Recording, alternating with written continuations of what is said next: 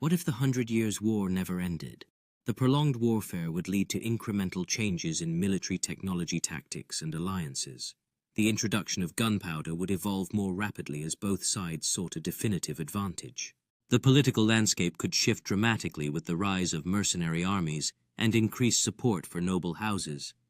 As each side struggles for dominance, the lines between right and wrong blur in the quest for power. The toll of perpetual battle stretches beyond the warriors, impacting innocent lives in ravaged villages. Those who remain must navigate a world where safety is an illusion and survival depends on shifting allegiances. Amidst the chaos, families cling to hope, sharing stories to lift their spirits.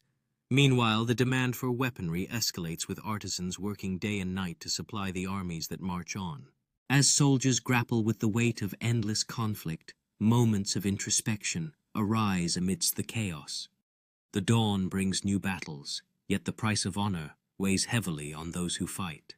In the year 1337, Edward III of England boldly claims the French throne, setting off a series of events that will deeply affect both England and France for generations. At the forefront of this conflict stands Edward the Black Prince, who emerges as a formidable leader during the Battle of Crécy, showing unmatched bravery and strategic brilliance. As the war continues, Charles V of France grapples with mounting pressures, using every resource at his disposal to defend his kingdom against the relentless advances of the English. In the latter stages of the war, Joan of Arc rises as a beacon of hope for the French, rallying the troops with her fervent belief in their victory at the pivotal Battle of Agincourt.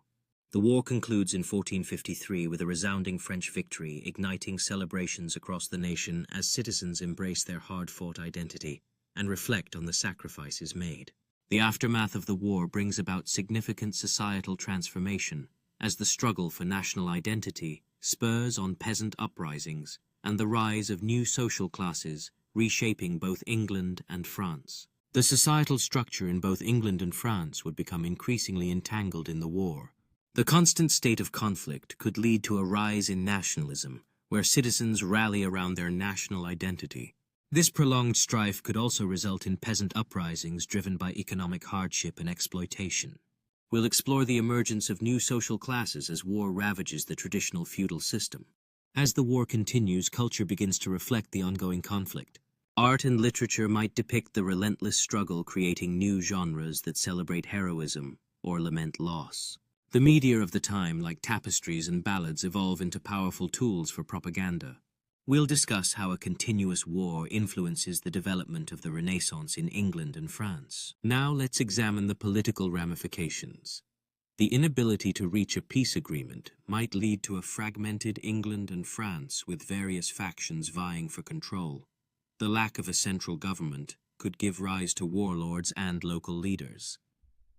We will explore hypothetical cases of regional leaders who could have risen to power, and how European politics might have shifted with the prolonged conflict.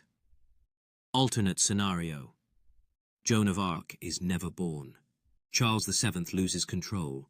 England holds northern France. Treaty of Picquigny fails. New English king declares war again.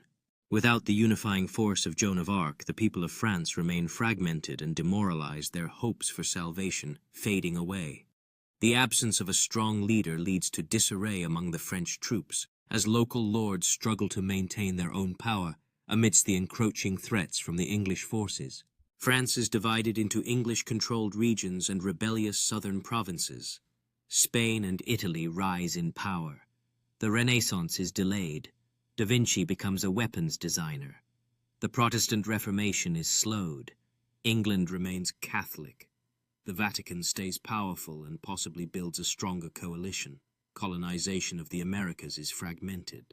The power dynamics shift as Spain and Italy rise in prominence, while the Renaissance experiences a setback, leading Da Vinci to refocus on weapon designs. In England, Catholicism remains strong as the Vatican consolidates its influence, paving the way for new alliances. The colonization of the Americas unfolds in a fragmented manner, with various European powers struggling for dominance, while indigenous populations watch the profound changes occurring around them. Tensions rise as English representatives engage in negotiations with the rebellious southern provinces in France, each side vying for control and influence. Meanwhile, Leonardo da Vinci navigates his dual role, transforming from a celebrated artist to a pioneering weapons designer amid the chaos. Feudalism lasts longer, leading to a society bound by rigid hierarchies and limited social mobility, as peasants toil under the weight of their lord's demands. Trade routes collapse, severing connections between nations and stifling the flow of goods, ideas, and cultural exchange that could have sparked innovation. More famine and disease sweep through the land, leaving communities weakened and prone to suffering as hopes for recovery dwindle. Slower scientific progress leads to stagnation, with brilliant minds confined to outdated ideas, unable to challenge or advance established norms. No French Revolution ignites, allowing the existing monarchy to thrive as the divide between the wealthy and the impoverished widens without a call for reform. Napoleon never rises to power, altering the course of history as military strategies and territorial ambitions remain unchallenged across Europe. The Industrial Revolution occurs only in parts of Europe, creating pockets of innovation, while much of the continent remains trapped in antiquated methods. Modern borders are entirely different, shaped by centuries of conflict and alliances that have transformed national identities and relationships across Europe.